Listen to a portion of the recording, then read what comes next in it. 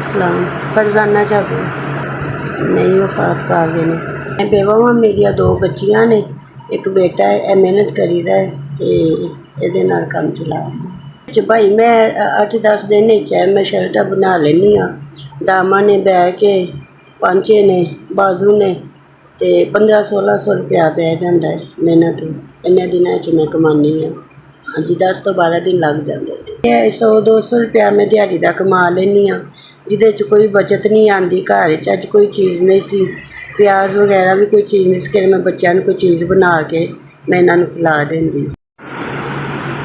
भाई तुहाडी तरफों मैनूं 5000 रुपया आ गया। भैन भरा ने भी जिथों भी कलाए, जिवें भी कलाए, अल्लाह तुहाडा भला करे। तुहाडी कोई मुश्किल मुसीबत परेशानी है वो अल्लाह दूर करे।